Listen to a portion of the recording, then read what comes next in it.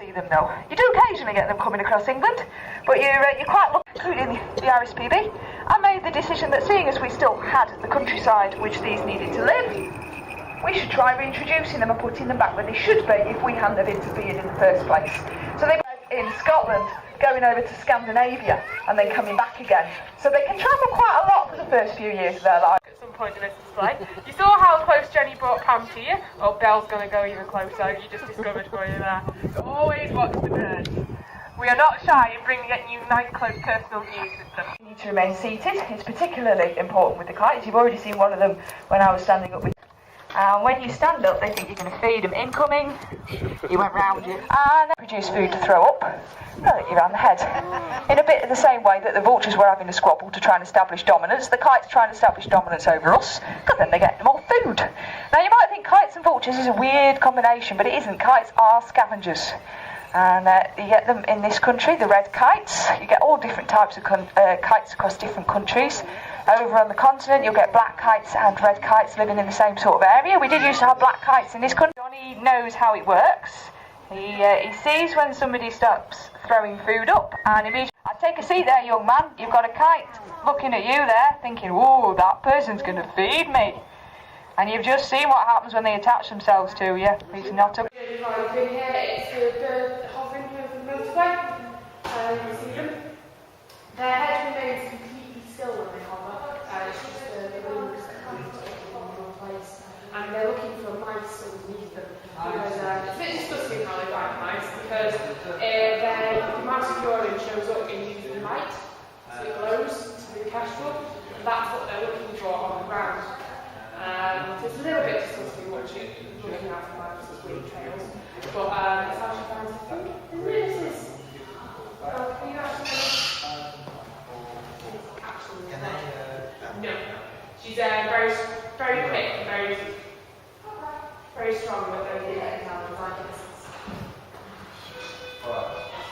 Every time we've flown her recently in one of our displays, White was got a wild male kestrel, it was his entire area, his territory.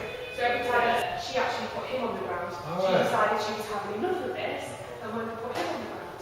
So we were quite happy that we still done that. Are the females bigger than the mature? They're about the same size, they're a little bit bigger, but every female is in the bird species because we've got the eggs and everything like that. But if you saw, well, you would have seen Alan, our male kestrel, out of the gravel with the talker. Having so much distance to find their food, they don't want to. That's why they soar and they glide to save energy. Whisper's usually there with it, but it looked like it was tricky. Whisper, the way they assert dominance is they'll actually push Whisper onto the ground and hold her for a second.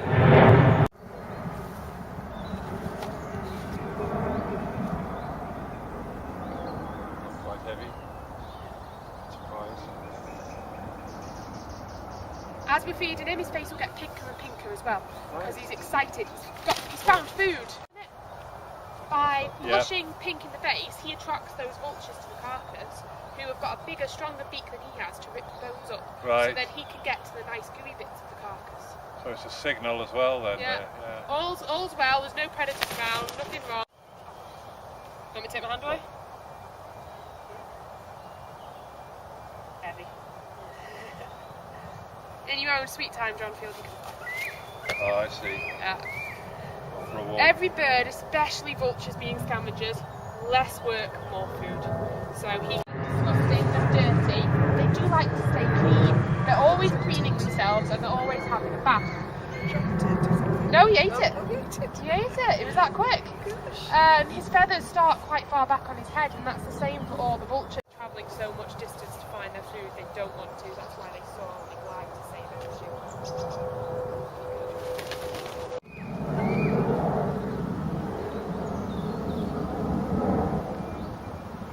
Be sure when you've got a scavenger on your glove, your glove's going to get very, very clean. So they'll eat every single tiny bit of food. Right then, you get me. Oh, you okay? Wink. Wait. Clean my glove now. Yes. They are small as vultures. You might want the big one to have their way. Yes, I can imagine. blushing pink in the face, he attracts those vultures to the carcass, who have got a bigger, stronger beak than he has to rip the bones up. Right. So then he can get to the nice gooey bits of the carcass. So it's a signal as well then. Yeah. All's well, there's no predators around, nothing wrong. Travelling so much distance to find their food they don't want to, that's why they sorely like to save energy.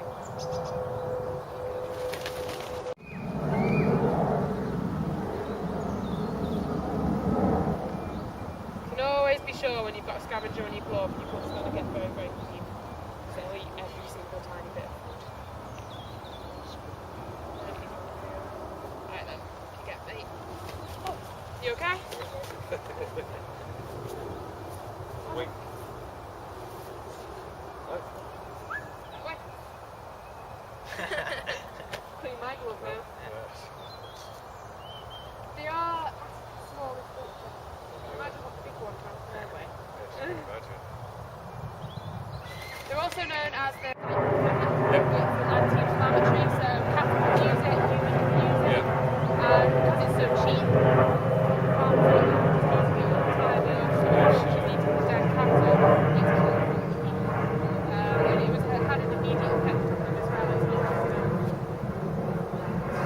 fine. It was an immediate cumulative, yes, I believe so. So Kimberley and Dronfield are actually from Africa. Meat, so that we know it doesn't have diclofenac in it for them.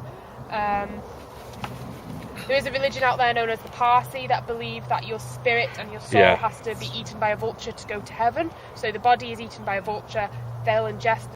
She will get quite excited because she knows she's going to get to heaven. She goes through the road. Bell also helps when my back is turned to her, where if I'm going to get clocked in the head, not quick enough getting the food in the glove. It helps. She's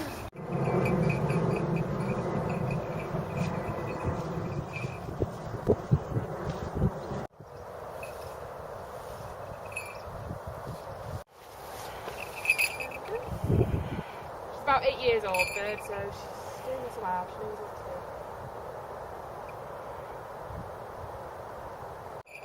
Do a bit more walking.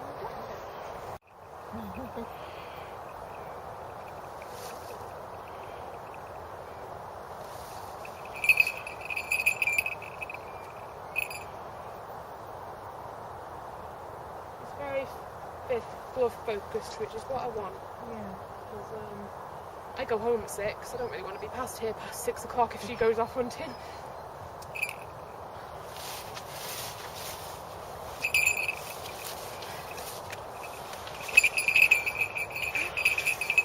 No, can't land on top of the bed. Try it.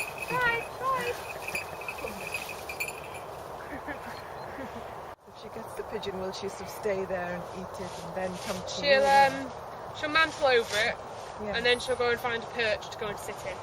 And she won't come down because she'll be nice and full. So it pretty much is me. When you like bird, I don't think And she lands very well. Harris hawks, because their sight is that good, they'll always land on the same spot every time.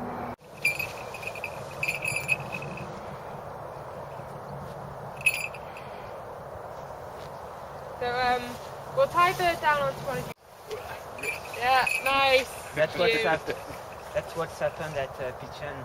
Yeah, the time she got a pigeon, it was with me on one of the courses, and you could see right the way through its rib cage and everything because she'd torn that much of the flesh away.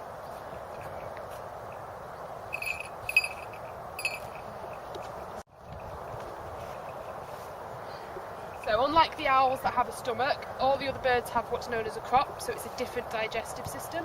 So when she does stand up, you'll see some white feathers poking through on her chest, and that's where her crop is there. And that's just where all her digestion will happen and where the food goes for her to. But it was a nice bit of mantling over. They're also known as the